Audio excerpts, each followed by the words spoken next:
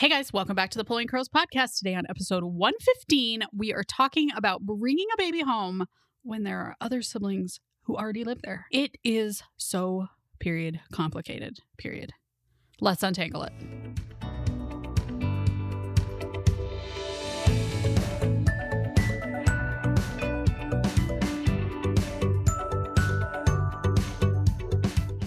I'm Erickson, the curly head behind the Pulling Curls podcast, where we untangle pregnancy, parenting, home, and even travel. We know there's no right answer for every family, but hopefully we can spark some ideas that will work for yours. Life's tangled, just like my hair.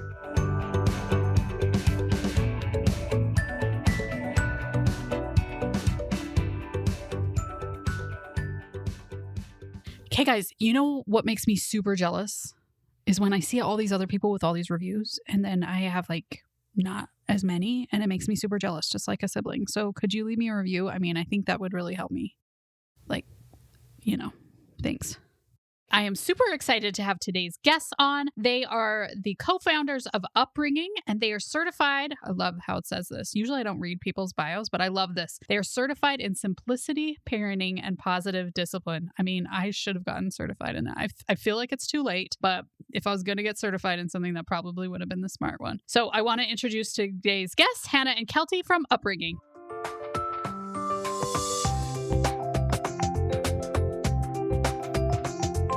Are you overwhelmed by all there is to do around your house? As a new mom, I felt overwhelmed at every turn. Fortunately, I turned to systems to make a change. Whether it's mornings, dinner time, or even just to climb out of a pile of kids' clothes, my course Family Routines can save you. I hold your hand as we smooth out these rough patches, making every day easier so we can more easily handle when your preschooler tells you they can use their urine like a lightsaber. Parenting is always going to be a wild ride. Routines are just your seatbelt, and they can support you. Use coupon code UNTANGLED to save 15% at checkout. Link in the show notes.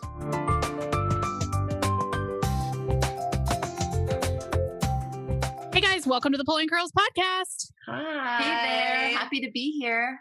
Oh, this is something I struggled with so much. So I'm so excited to have you guys on. We actually did a live, Hannah, Kelty, and I, on Instagram, and it was so good. And I was like, we totally need to do a podcast together, because I think this is something parents might even want to listen to, and then maybe drag their partner in to listen to as well, because this kind of information is for everybody. Yeah. So I'm excited to have you guys on. Excited to be here talking about this. This is such a strange kind of finite period of time when this type of thing happens. And so it feels like very unspoken, this whole bringing a new baby home and expanding the family. So we're excited to chat.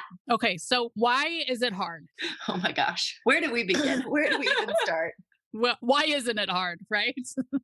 Well, I think it's like, at least for Kelty and me, when we we had 2-year-old daughters when our sons were born, and we work with so many folks in our upbringing community. I think that we know things are going to change, but we don't quite know how it's going to play out, what it's going to look like. And I think there's an incredible amount of anxiety present for us as parents, and then also for our kids. We want our family to feel good, to be successful through this transition. We're excited about this baby, and so I think oftentimes a lot of folks are like, oh my gosh, it's going to just be more. It's going to be more cuddles and more family members and more laughter, more love. But I think in the back of a lot of our minds, or what a lot of us experience, whether we anticipated it or not, is that it's also going to be a lot more crying, a lot more conflict, a lot more logistical stress, right? A lot more wear and tear on everyone in the family. And not to scare folks who are having a new baby, to be like, oh my gosh, this is going to be hard. But it is, in some ways, it's this beautiful thing. And it's also kind of a trauma for everyone in some ways, you know? Yeah. I would say that dropping my kids off, I needed an epidural for that before I would go to the hospital, just because I was like, everything's changing and you literally have no idea how crappy your life's going to be the next time you see me. Yeah. And I think I remember feeling just this great sense of loss, like I was losing my daughter in bringing home my son, and just feeling like I missed her. And she was, really clingy and wanting to be with me. Kelty's daughter rejected her, and she was really struggling. And so I think that it's a lot for everybody. And that's why we love normalizing this and talking about it and thinking proactively about, okay, what are our instincts? Okay, what are our actual goals? And then how can we actually make change in a way that's going to help prepare all of us as best as possible? Yeah. Okay. Let's start off with the things we shouldn't do. What are some mistakes that parents make? And then don't worry, we're gonna jump to the things that you should do. But what are some things that we should try and avoid about bringing baby home? Oh yeah, I mean, I think that so often we try to keep everything exactly the same, right? Mhm. Before baby comes, because we just want to like keep it our life as it was before, say stable, batten down the hatches, right? But Mhm. that can make it really hard for our kids to understand and kind of contextualize and prepare for the life that they're going to be living, and the environment is a huge part of that, Yeah, you and then know. and the new baby can just be a huge bomb for kids. Hmm. And when it's paired with a lot of other changes happening simultaneously, it can just be extra.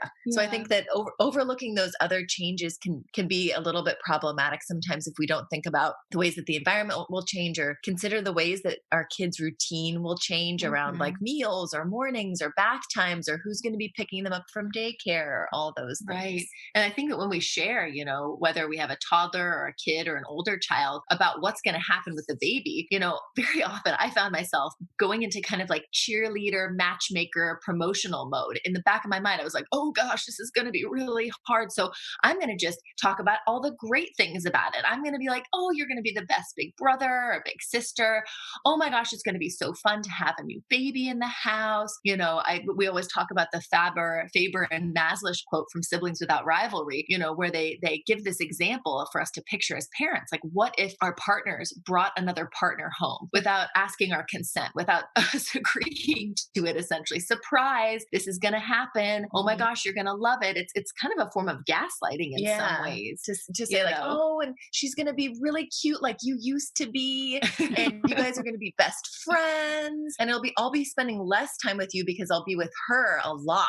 Yeah. But it's gonna be But you're great. you're so mature, you'll be fine on your own. Yeah. You're You're you such know. a big girl now. Right. Yeah. Like that would rock our world as Mhm. adults. And thinking about our kids' world being rocked in that way, and how invalidating we can accidentally Mhm. be in not talking about the baby elephant in the room, so to speak, not Mhm. validating the feelings and questions and the reality that they have, which is an incredible kind of powerless feeling, I would say. Absolutely. And then I think Yeah. the last mistake that we all so easily make is not recognizing our kids' behavioral challenges through the transition as basically stress responses to the new baby being home. It could be for sure developmentally appropriate behavior stuff. It could be just missing mom. It could be resentment about the baby, and it can come out in all of these really Mhm. interesting, wacky, strange, new, and terrifying ways. Seemingly unrelated. Yeah. I think we can really easily lean on those older kids when we have a new baby and say, "You're older. You should be pulling more weight, not leaning more on me. You should be behaving better. You should be treating your sibling better." And so we put even more pressure on our kids, and we see that challenging behaviors or those big feelings from them as kind of obstacles to this family harmony that we want to keep. It's Mhm. all of these, Hillary, are so natural for us to kind of experience. Mhm. Yeah, I had a friend when I had my second, which do you guys think the second is the worst for this or it doesn't matter? I don't know. We actually work with a lot of parents who are like, okay, I just brought my fourth child into the family, and Mm. I thought the other kids, each one of them has one more child of experience, Mhm. having a new sibling, and all of them are still struggling in their own ways. I thought, Mhm. especially my oldest, gosh, this is their third sibling. They should get what it's like now and be okay with it, right? And they're Yeah. actually some of those oldest kids are struggling the most with every child that's added. They have so much more awareness. They have Mhm. so many different needs that younger kids, like an 18-month-old, isn't necessarily aware of. So it, Mhm. it challenges us just in different ways. It's like, oh yay, all of the different types of challenges, no matter how many kids we have, no matter what the age gap is, there's no perfect way to add a baby to the family, right? Yeah. Well, and older kids probably might carry some feelings from the last kid. They already might have Mm. trauma that they're hauling to the next kid with them. Oh my gosh, that's so true, Hillary. Yeah. So I was saying I had a friend who was like, "You're gonna feel like you constantly want to yell at the other kid," and she's like, "And try not to."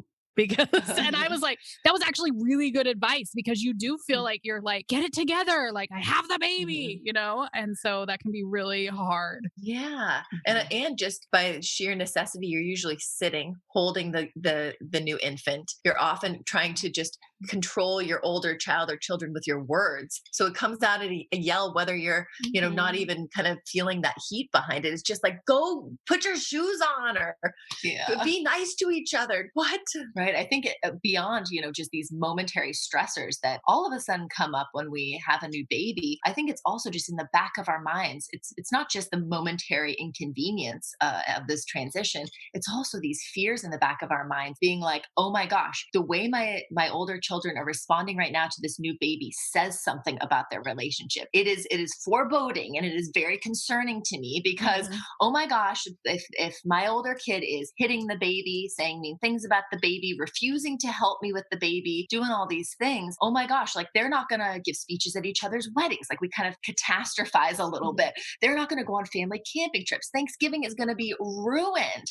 Like it's going to be hard. And I think something we talk about, and we'll bring that into these kind of 3 things we can do, is remembering that the transition is really hard. It's going to be tough on everyone. Kids are going to express themselves in the best way they know how based on the skills they currently have. And it's not directly related to the relationship that they're ultimately going to have. The thing that's actually going to be pertinent and kind of shaping that relationship that our kids eventually have as they grow older is us. It's not the conflict they have in the early years. It's how we want to show up, how we support them when they're going through these tricky times. Yeah. So yelling less would be ideal if we can.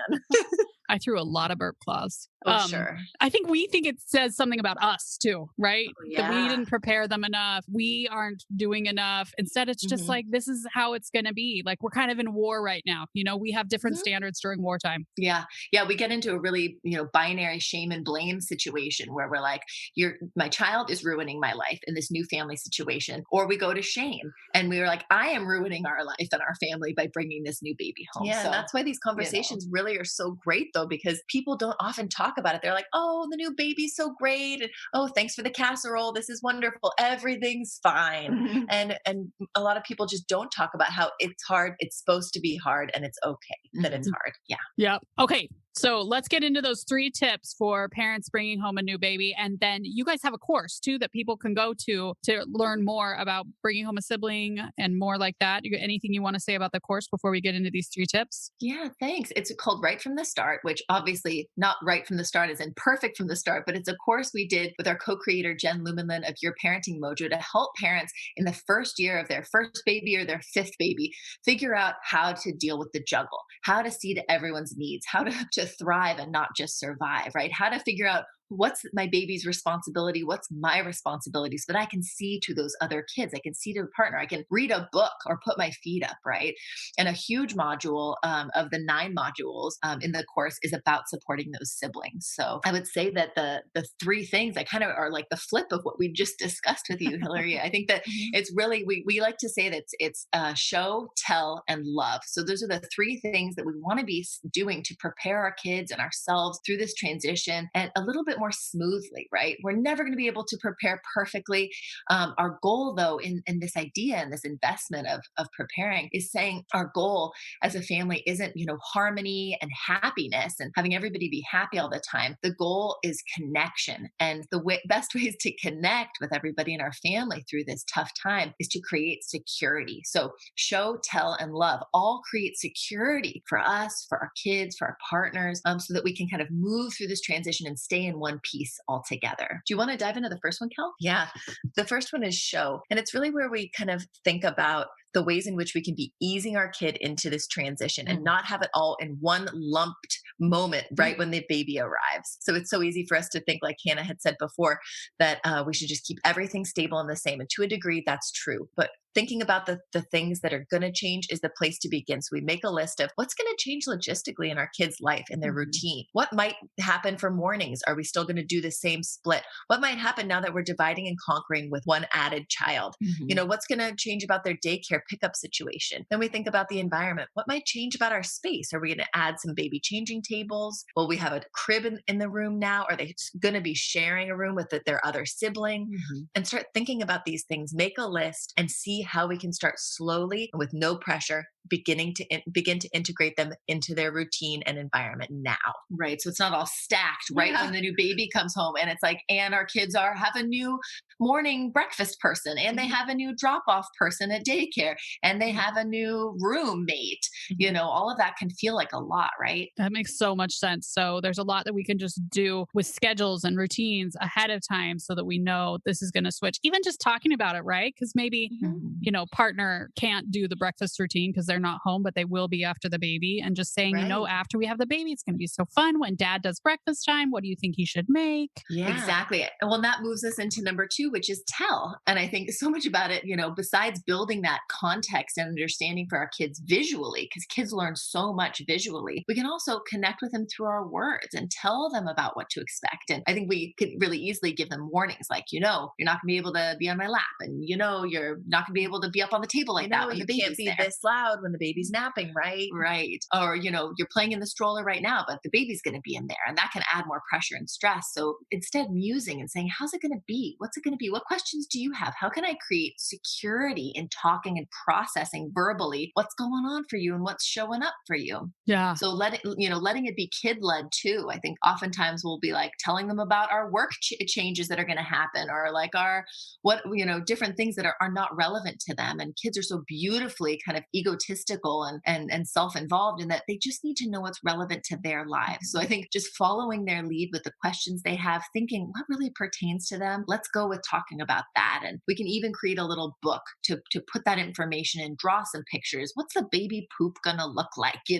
Engage them in a way that's at their developmental level. What are they like talking about? What are they thinking about? What are they needing to know that's going to help create that security for them? Pre-process or process once it's happening. Yeah. Yeah, totally. Yeah. While you guys were talking, I was thinking that a lot of times people are just like, birth's so amazing. You just have that baby and there's so much love. And how much better people are when you're prepared to be like, your bum is really going to hurt after, or you might not feel a lot of love for that baby. And that's okay.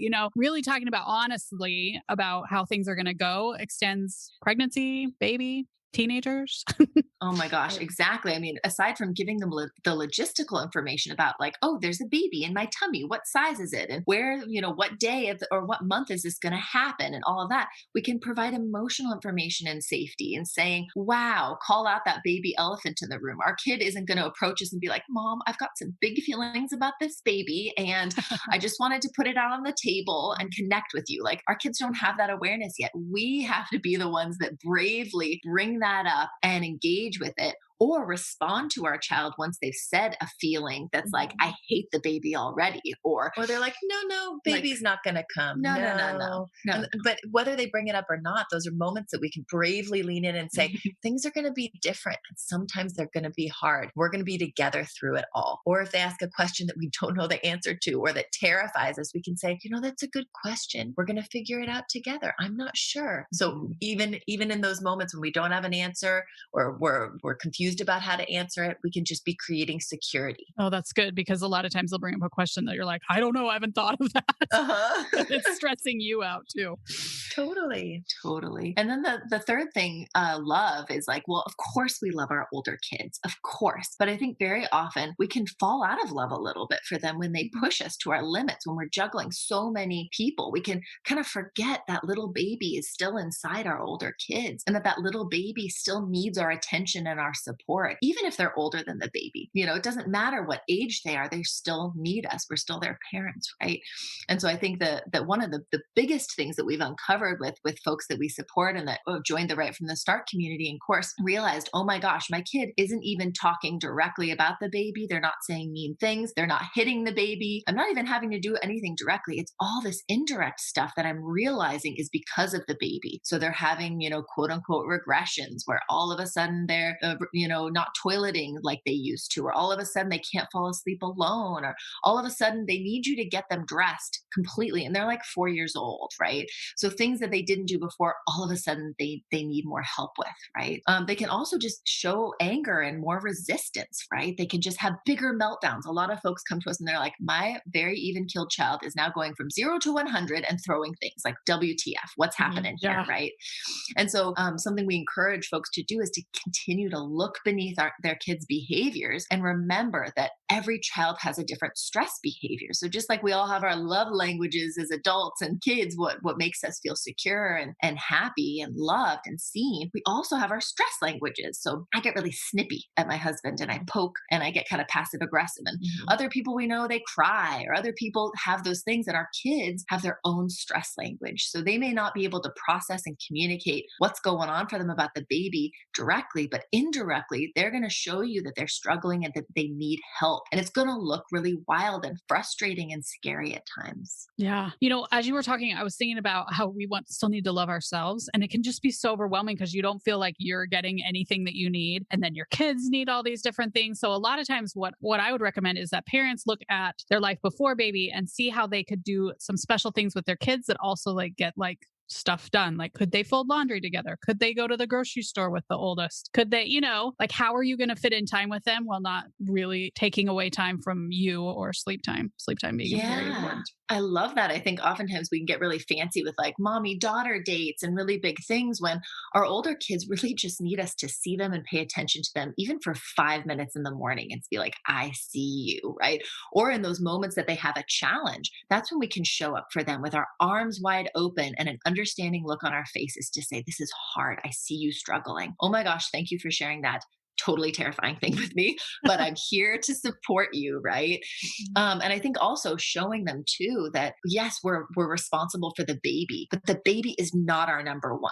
We're still their parent, and we see them, and we can put the baby down sometimes. We can let the baby fuss for a minute on their changing table to say, hey, I'm going to head to this older child. I'm showing you that I can be with you too. And that your needs matter, really. Right. Yeah. Yeah. Yeah. I think it's so important that, especially because the baby doesn't have feelings, it will live if it cries for 5 minutes before it gets fed. Whereas your older child constantly feels like you're always putting the baby ahead of them. That can feel hard. I wouldn't want my husband to do that to his extra spouse, apparently.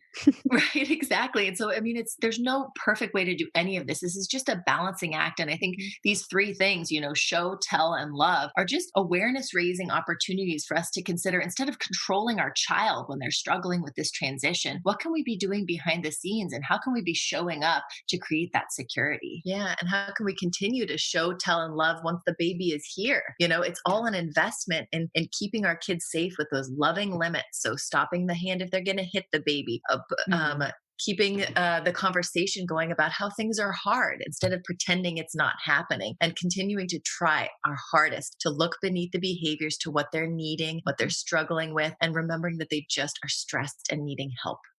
Yeah. And I feel like this sibling thing happens forever. We just had all three of our kids. My oldest is going to be 21, and you're still just always juggling the needs of these three people that you brought into your life, It just Absolutely. It is an investment through any transition your family goes through. This bringing a baby home is like one of the first really big challenges that you and your family can invest in and work on. And then there'll be another transition. Maybe you're moving homes, or maybe there's a medical situation, or maybe there's something else that goes on. And the idea is that we'll have built those skills and that awareness to get through anything together. And I love that you said too, Hillary, that it's just a juggle.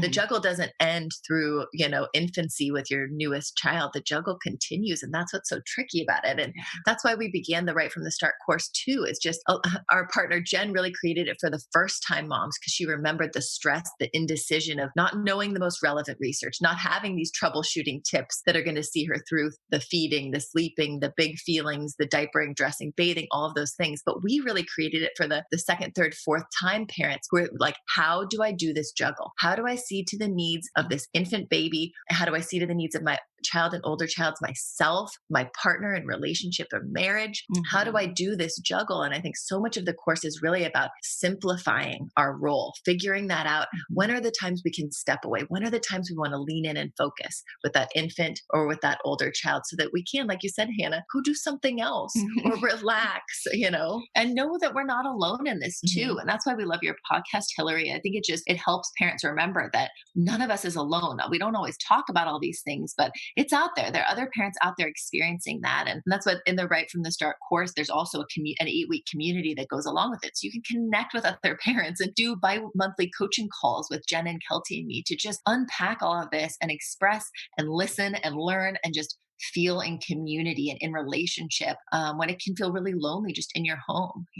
Yeah. I mean, in the end, it's just baby steps that you're getting better. I think all of us think there's that mom at the park that has 3 kids and she just does such a good job. But she, again, this isn't the day she's coming home from the hospital. She's had some time to learn how to figure out like balancing it all. It just baby steps. It's also baby steps. Yeah. And then she's probably going to go home and totally lose it or like, struggle as well. Like, I mean, Kelty and I have a big Instagram community. And I mean, you just see these people who have these seemingly perfect lives on there. And you're just like, why? What's wrong with me? What's wrong with my child? What's wrong with my family? And that's just not the reality for anybody. All of us struggle, and normalizing that and seeing it as an opportunity. All of these conflicts that our kids have with each other from birth essentially and with us are opportunities to grow together. Families don't just grow in number by how many kids are there. They grow through challenges, right? Yeah. So much good advice today, ladies. And I am here to guarantee, now that I know a lot of the Instagrammers, they are not doing great at the other on the 3 seconds after that shutter happened. Right. Hot messes. Yep. Yeah. Just looking good for a photo. They are hot mess looking good for one photo. All right. Thanks for coming on, ladies. I hope you guys get some good tips from this, and definitely check out the course. I will put it in the show notes. Thanks for coming on, you guys. Thanks so much. Okay, so definitely check out their course and check out their Instagram. I would totally follow them because they just give lots of good tips. They're very normal. And I love that we're bringing up things that people don't normally talk about. Well, I was talking to them. I was like, yeah, like everybody kind of knows that it's going to be weird after the baby comes home, but people don't really talk that your kids, maybe one hates the other, or it's just not going like you envisioned, or all those kind of different things. So let's talk about it. Let's get it out in the open so that we can help each other and make it easier and realize that I think all families go through this, and it's just baby steps to getting better every day. Thanks so much for joining us on today's episode. We know you have lots of options for your ears, and we are glad that you chose us. We drop episodes weekly, and until next time, we hope you have a tangle-free day.